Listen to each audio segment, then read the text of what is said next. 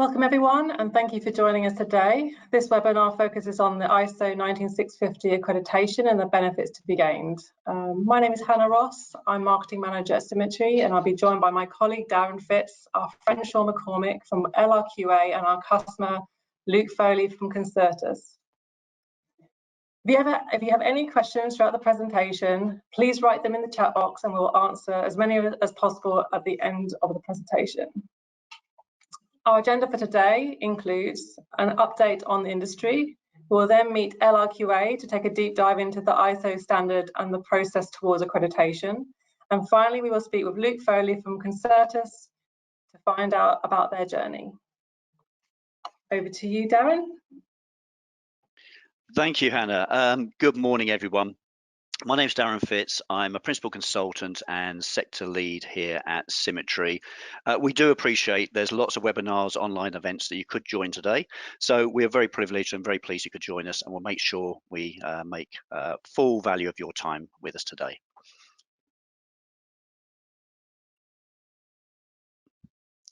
So I'm going to be focusing on UCAS, the UK Accreditation Service. They ran a pilot from 2019 all the way through to the middle of last year. Thanks, Sean. I think you jumped a slide slightly quick there for us. But anyway, so UCAS, basically they ran this pilot all the way through. They completed that at the end of last year. And this is really good news for the industry because now we've got a number of certification schemes for ISO 19650 that are fully backed by UCAS, which are also backed by the UK government.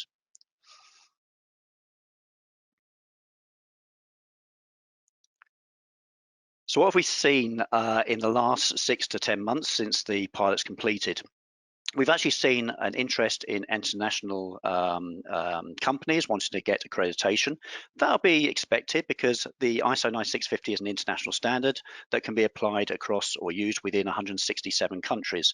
So we've seen an increase of inquiries from Europe, Asia, Middle East, and into the Americas, predominantly the USA. We've also obviously seen UK interest increase and investment in companies based in the UK. We're also finding that organisations are also promising their clients they're going to achieve accreditation within maybe a year to 2 years. So companies that are actually joining and getting onto frameworks are telling their clients that they'll achieve it in that time span. There is still a focus on getting certification to help to win work, to win projects. However, it really is about business improvement, and we certainly prefer people to think about business improvement as well as helping to win work. And also the other thing we've actually seen in the last 10 months or so is that organizations realize they can actually change their certification provider. So if they're not happy with the service, the pricing, whatever it might be, they can actually move to a different certification provider who's accredited by UCAS. So these are the major changes we've actually seen in the last, shall we say, 10 months or so.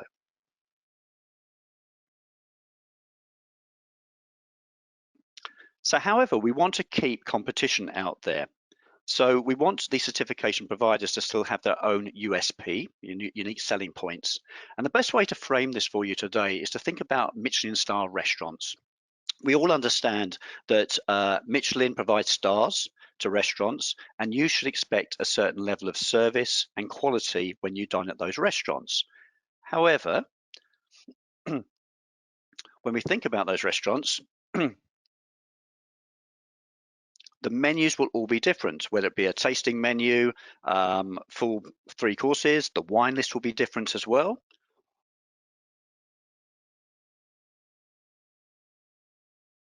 The ambience, waiting staff will all be different between these various restaurants. And also the chefs, the signature chefs themselves will be different. So whether that's Michael Caine or any other chefs out there, they'll all be different, and you will choose and make a decision not just based on the stars that Michelin provided, but also potentially the chef as well. So the key points I'm making here are as follows. So even though the likes of LRQA, BRE, and BSI are all now certified and accredited by UCAS, they are all different, just like these restaurants. So the assessment areas are different. The approach they take you through the journey from the initial pre-assessment all the way through to surveillance visits is slightly different. The costs can be very different as well. So you as customers still have a choice to make in the marketplace. So even though UCAS are backing the schemes, like I said, they are all different. They all have their unique selling points.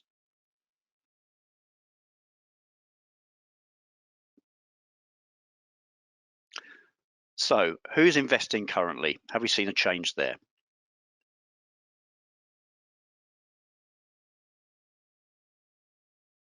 Now, it's very easy for me to say everyone. You know, everyone is investing, whether you're a main contractor, architect, engineer, surveyors. That will be true. However, we have seen a focus in 3 specific areas since the UCAS announcement.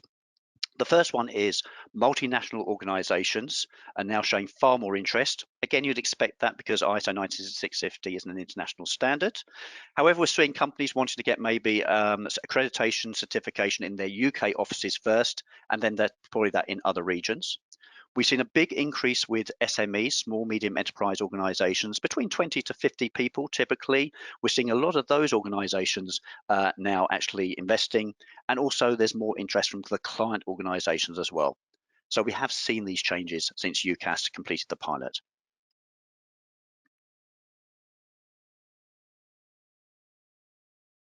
So let's look at timescales now. So how quickly are organizations trying to reach certification?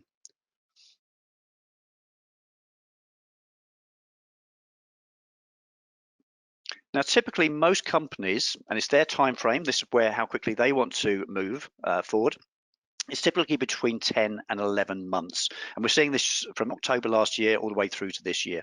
Companies are busy. They've got maybe a lack of resources. They're looking for that next BIM project to actually put their certification process onto. So 10 to 11 months is very typical. So at the end of this year, we're expecting lots of organizations out there to be marketing the fact is they've achieved certification and accreditation. The fastest we've seen a customer wanting to move forward through the process has been 3 months. And that's from the gap analysis all the way through to full implementation.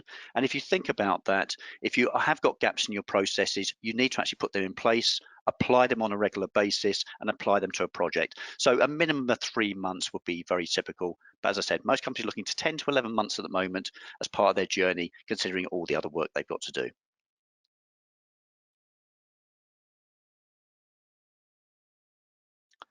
So I quickly want to talk about one of the standards that's out there to give you a standards update.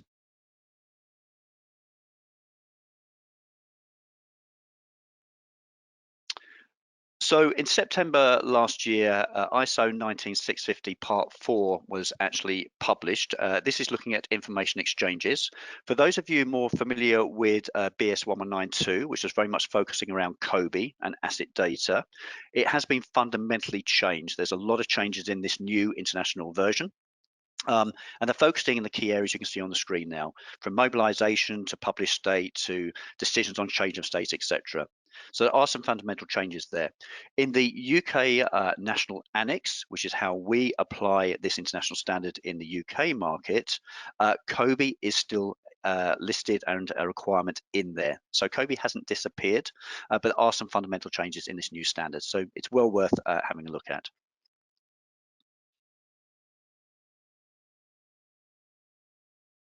So I'm going to finally provide you with 2 tips, which hopefully you'll find very useful. And the first one is coming up now.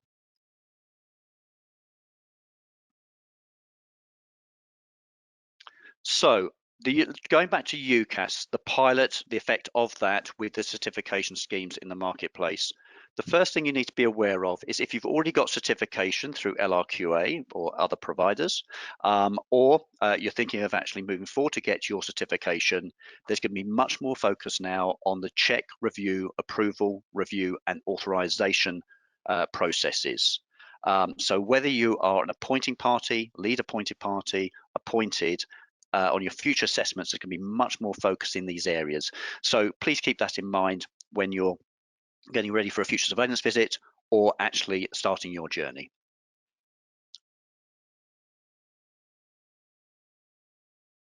The second tip I've got for you is actually a link to a website, which I think you'll find very, very useful. Now, if you've got your smartphones, there's a QR code there, so you can get straight to it. So if you're interested in understanding what international standards or publications are actually available, you can go to this portal here and type in anything you're interested in, whether it be artificial intelligence, smart cities, information management, BIM, any of those subjects, and it will provide you a full listing of what's actually available. A very useful resource. It's not widely known, and like I said, I've been using this for many years, and they have been expanding more features in here. So, and you might be really surprised if you put in smart cities to see how many international standards are actually already been published just on that one particular area. So, a very useful resource if you're searching for international standards. So that completes my industry quick overview for you. Hopefully you found it interesting. I'm now going to pass you over to Sean McCormick at LRQA, who's going to give you more details around the actual certification process. Thank you. Thank you very much, Darren. So let me just get through the rest of these slides. So yes, my name is Sean McCormick. I'm the lead assessor for ISO 19650 Parts 2 accreditation scheme at LRQA, as well as other schemes such as BOPAS.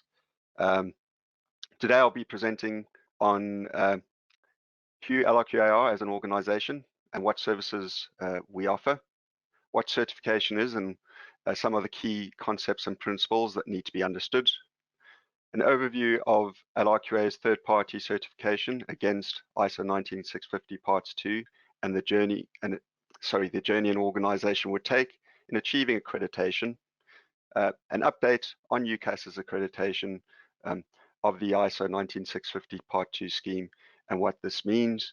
And finally, the value proposition of ISO 19650 certification for your business.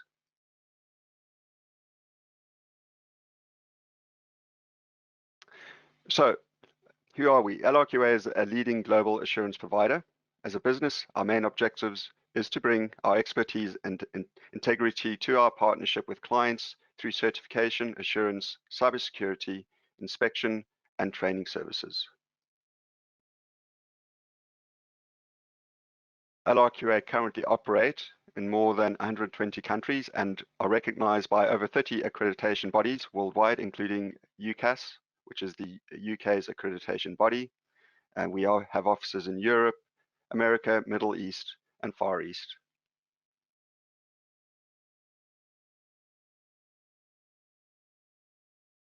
LRQA services cover certification, inspection, assurance, training, and digital software. One of the services we offer under the construction industry sector, which we are focusing on today, is LRQA's ISO 19650 Parts 2 accredited certification. So the ISO 19650 Part 2 accredited certification scheme was developed using various service and sector expertise across LRQA's organization. This collaborative endeavor has resulted in the development of a robust assessment framework which does not assess BIM in isolation against a set of standards, but rather as part of an integrated system which constitutes an organization covering critical processes including organization and structure, HR and training, configuration management, procurement and subcontracting, risk management, process control, and performance monitoring. This integrated approach distinguishes our scheme from our main competitors.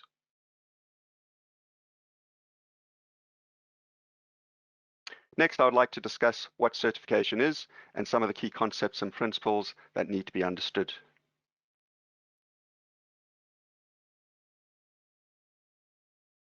First, I'd like to address the term certification. According to ISO 17000, a standard providing vocabulary and general principles around conformity assessment, certification can be identified as third-party attestation related to products, processes, systems, or persons. Attestation can be defined as an issue of a statement based on a decision that fulfillment of specified requirements has been demonstrated. So in plain language, certification is the process through which an organization grants recognition to an individual, organization, process, service, or product that meets certain established criteria.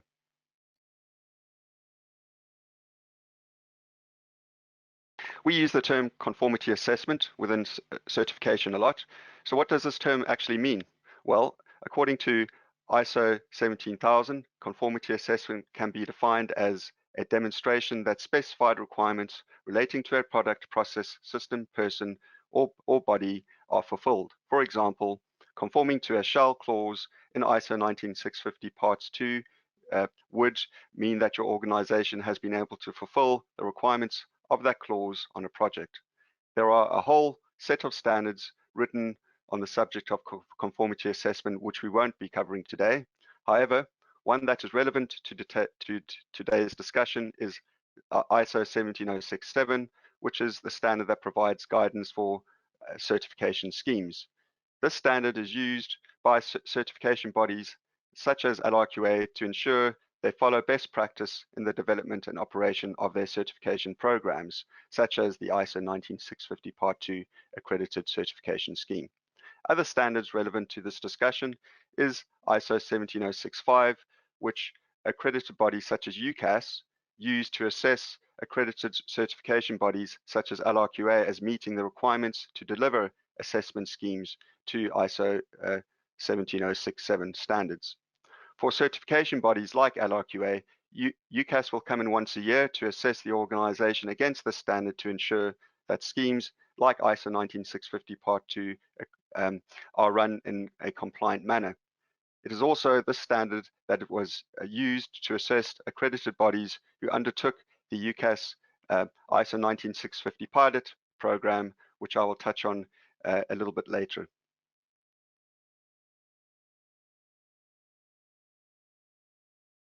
When discussing certification, it is important to note that there are three types, namely first party, second party, and third party certification or conformity assessments. First party certification is defined by ISO 17000 as a conformity assessment activity that is performed by a person or organization that provides the object. First party certification or self-certification is where a manufacturer or supplier provides its own certificate that claims compliance with a standard.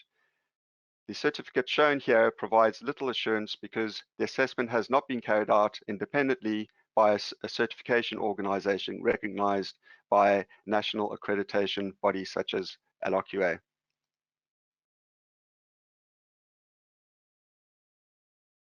We also get second-party certification, which is defined in ISO 17000 as conformity assessment activity that is performed by a person or organization that has a user interest in the object. Second-party certification is typically where a trade body or membership organization issues a certificate. The second party cannot claim true independence from a manufacturer or supplier because it represents its interest in the marketplace. Therefore, it is not an impartial process.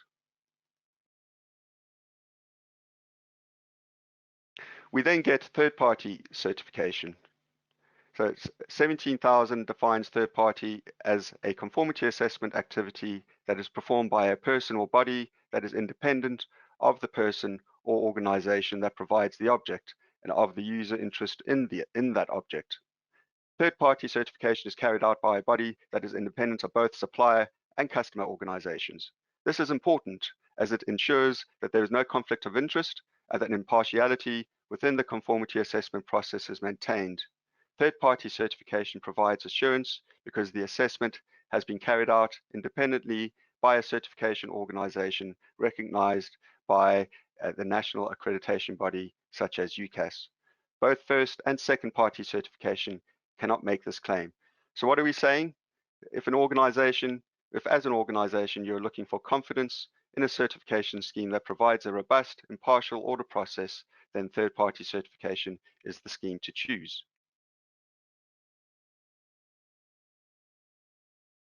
Next, I would like to talk about ISO 19650 Part 2 third-party certification scheme offered by LRQA.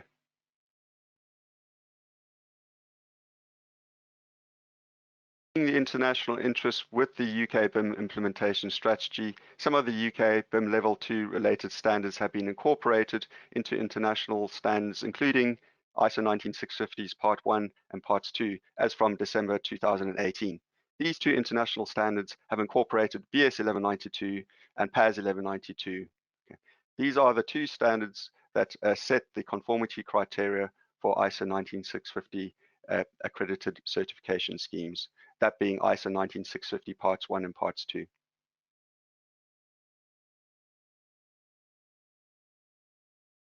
It is important to note that ISO 19650 standards are designed for conformity assessment. This is because the ISO standards have very specific terms to set out specific requirements. So one of the principles the ISO 19650 Part 2 discusses is the suitability of the use of the standards dependent on the size and complexity of a project, and that in some instances, for example, very small projects, the use of the clause requirement is unnecessary. In this instance, where not all requirements in a clause need to be met, the term shall consider is used. However, where the term shall is stated within a clause, all requirements of the clause must be met. This language makes it easy to assess ISO 19650 standards within the framework of a conformity assessment, such as the LRQA ISO 19650 Part 2 accredited certification scheme. It may be of interest to note that the original UK BIM standards, PAS 1192 and BS 1192, were not designed for conformity assessment.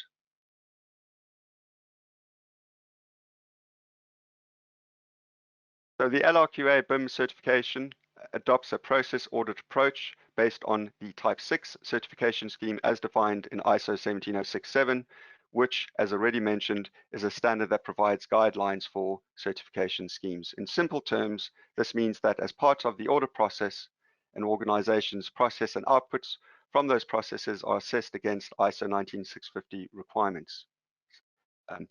Further to this, a process-based audit approach promotes the use of a process approach for developing, implementing, and improving the effectiveness of information management systems. Within ISO 19650 Part 2 accreditation scheme, competency of these processes are typically measured against their use on projects.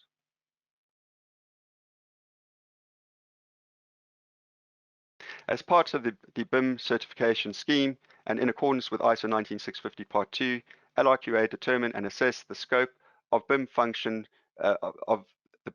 filled by their business, which will become their allocated certification profile for the scheme. Each certification profile has several associated core tasks.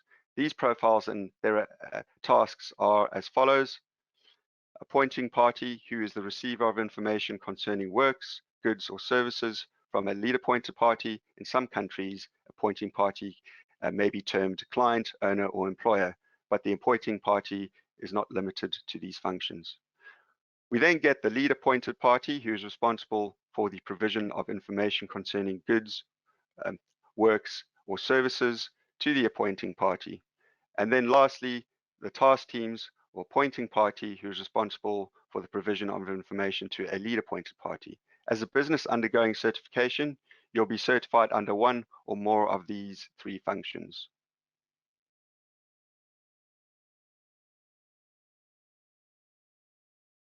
Next, I'd like to discuss the journey an organization would typically need to undertake to achieve ISO 19650 Part 2 certification.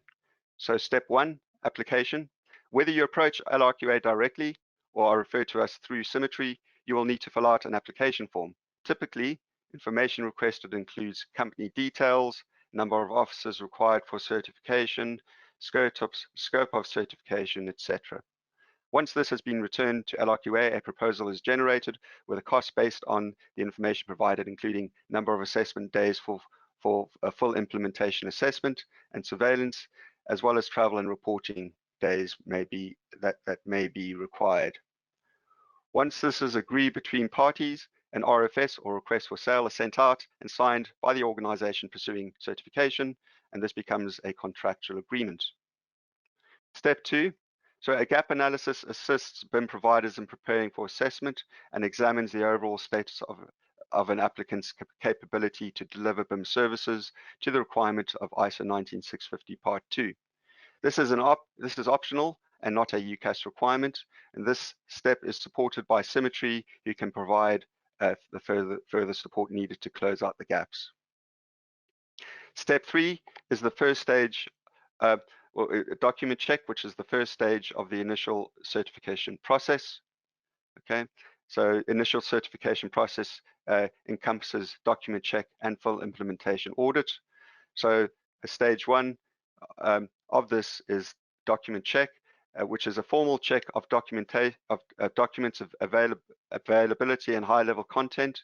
It verifies that documented information provided has the potential to achieve BIM according to ISO 19650 at the full implementation stage, which is the next stage.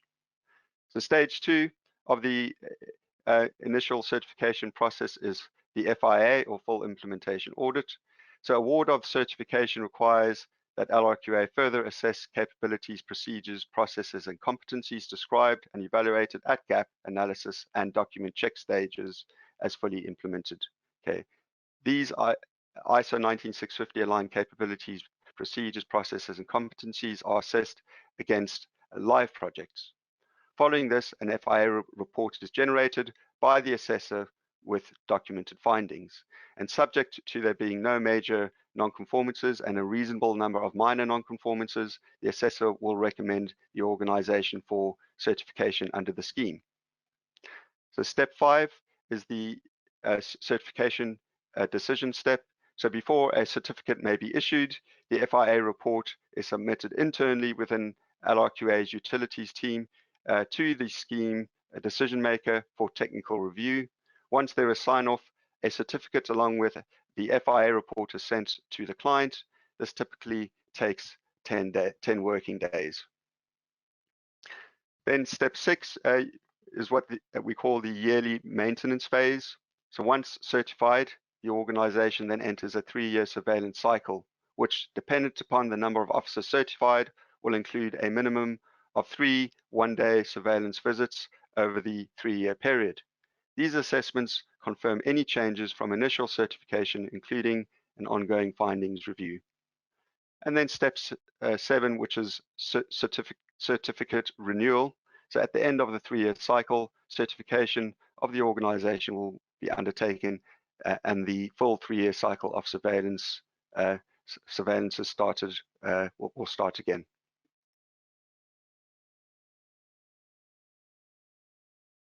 So next, I would like to briefly discuss UCAS accreditation of the ISO 19650 certification scheme. I know Darren's given his take on it.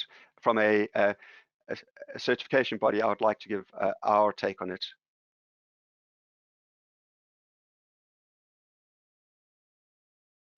So the problem we had with third-party BIM certification schemes in the UK in the past is that these schemes were developed independently without the involvement of UCAS. This meant that the existing schemes did not align and were not accredited in the eyes of UCAS. So this made it more difficult for potential clients to choose a scheme which provided best value for their business, as well as not comparing apples, what I call apples to apples. So to address this, UCAS undertook a 2-year pilot assessment program for the accredited certification to ISO 19650 Parts 2. The pilot assessment program carried out assessments against the requirements of ISO 17065, as already mentioned in a previous slide, which is a standard of requirements for bodies certifying products, processes, and services. So the pilot assessment program was only available to those certification bodies currently UCAS accredited. Following the completion of the pilot program, LRQA Verification Services obtained accreditation for their ISO 19650 Parts 2 certification scheme in September 2022 within the UK. Recently, LRQA were assessed by UCAS to extend the accreditation globally. The findings of this assessment are imminent, and we are hoping to offer accreditation to our clients with offices outside of the UK in the near future. This doesn't mean that obviously external UK offices can't be certified. It just means that currently they won't be receiving an accredited certification. So lastly, I would like to provide a quick overview of the value proposition of ISO 19650 Part 2 accredited certification scheme.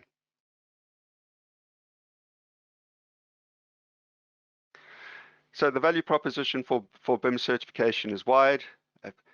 These are some of those value propositions listed. So it ensures you have a strong foundation for delivery as a business, as it complements other certifications and assurances rather, such as ISO 9001, ISO 27001, and ISO 55001. It also helps you stand out from the crowd. So by using an impartial third-party certification body that is accredited to undertake certification, it provides you with the confidence that your organization can deliver, within the competencies that your function that you certified under requires. It also drives business improvement. So it provides tools to aid BIM implementation, helps improve company and people,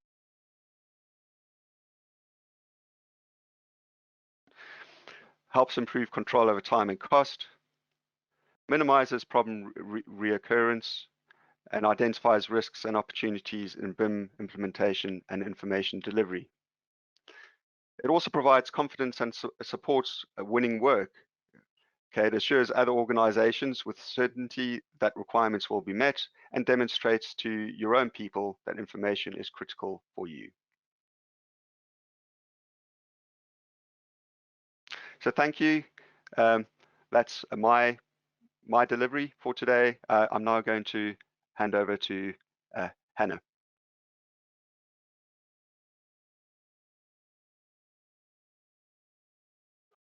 Thank you, Sean. I'm now going to be joined by Luke Faley, who's the BIM manager at Concertus.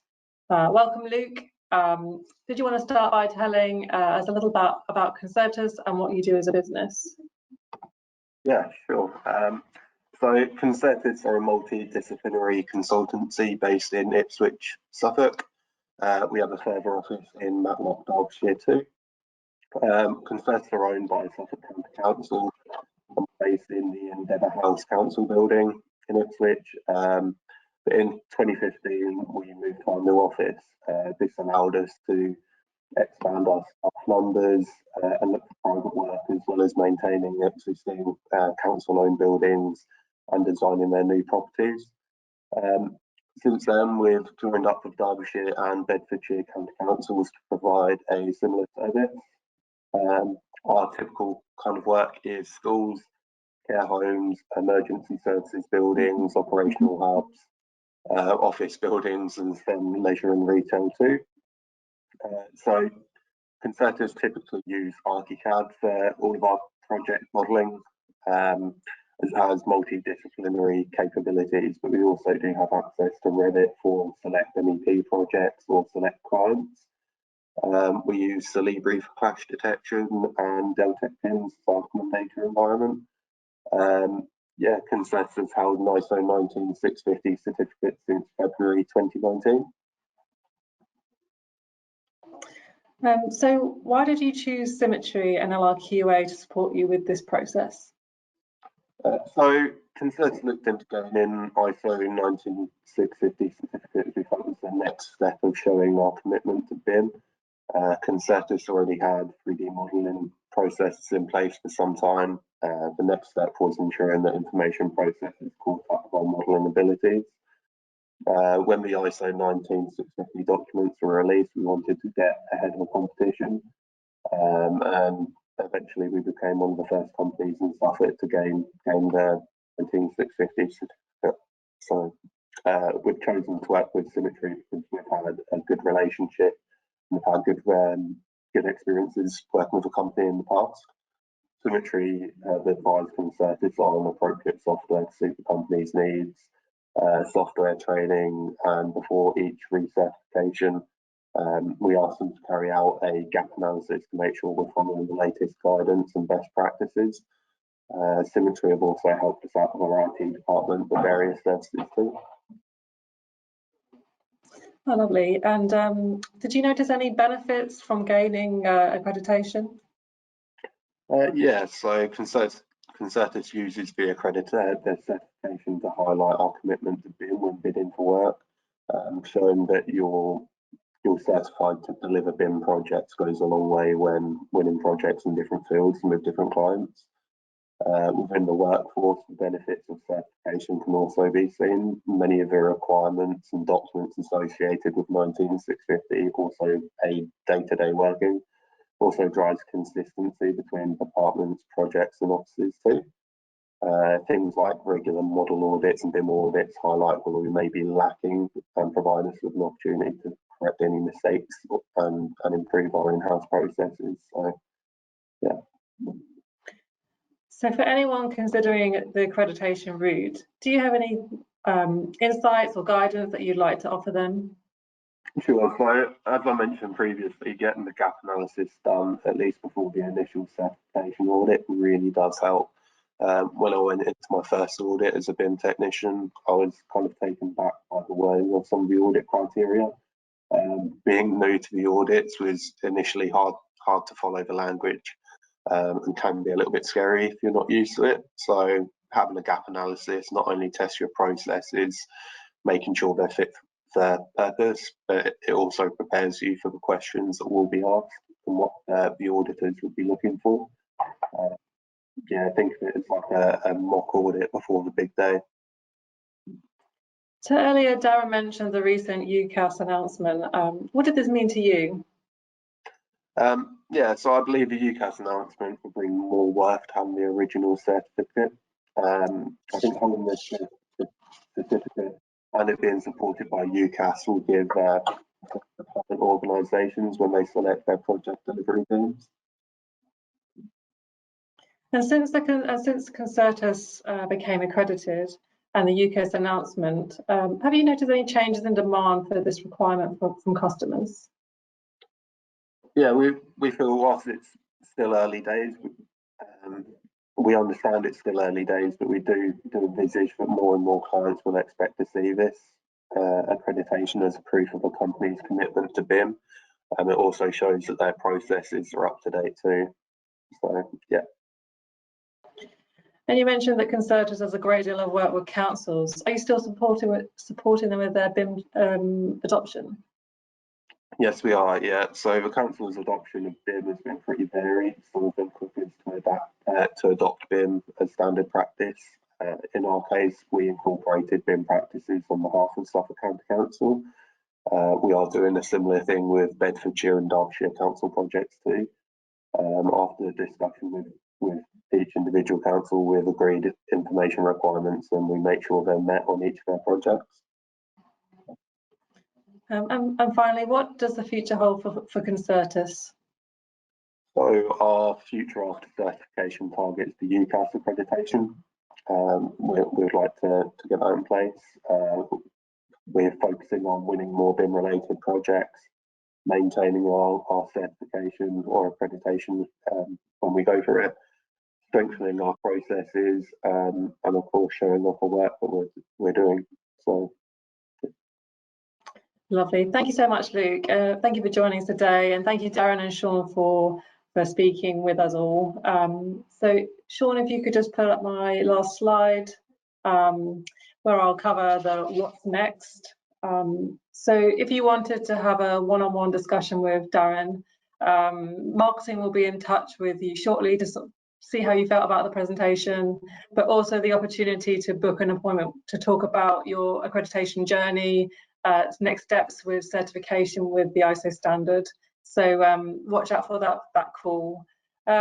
Symmetry hosts a whole host of webinars. You know, we've got quite a lot coming up, so we've put a QR code there for you to register for any further webinars of interest. Also to make you aware that we do host a number of podcasts, which we've also given you a QR code there. So please visit our website and take a look at all that information. So now we'll move on to the Q&A section of the presentation. So please, if you've got any questions, write them in the question box and we will answer as many as we can. I'll just give everyone a moment. Okay, so we have a question. Who needs to be involved in the full implementation review? Which of my colleagues should be attending? Maybe Sean, would you like to answer this one? Yeah, well, primarily the BIM lead should be attending, the person that's been given the responsibility for driving the change or implementing BIM within the organization and aligning to the certification requirements. Also, the quality assurance manager is key as well, because obviously you've got your underlying 9001 processes that typically 19650 taps into, and depending on the size and complexity of the organization, I would also say the HR manager, because there are aspects related to obviously HR training and competency matrices, and so they're key. I would also say that that somebody who is I'd say a senior director, because this is a top-down approach, and so you need to have that authority. So it will be useful, at least for that person, to maybe attend the beginning of the gap or the assessment before it's undertaken. So yeah, I hope that answers that question. Thank you, Sean. Will ISO 19650 Part 6 be part of the future assessments? Absolutely. We're always looking to integrate the new standards. We obviously, with the golden thread, health and safety is key, and that needs to be driven. Those processes need to be incorporated into any of their BIM processes for organizations on projects, and obviously at organizational level as well. So I'd say an absolute definite to that. If I want to change provider, do I need to do a gap analysis? It's not a mandatory requirement, as I mentioned before, but it's highly recommended, because as Darren mentioned with his analogy, to do with Michelin stars, we are different in as much as our scheme is more integrated than our competitors, in a sense that we look at other areas of the business that we deem are critical. We don't treat ISO 19650 in isolation as just a project delivery requirement. We look at the organization as a complex entity. So you might find that if you do come over from another scheme, that there will be gaps, which are better addressed at gap analysis rather than at a full implementation assessment. And then our last question is whether this will be recorded. Yes, this has been recorded, and we will be sending the recording out to you early next week.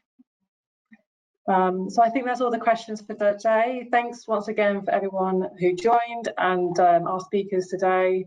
Hope you have a good day, and we'll speak soon. Thank you. Bye-bye.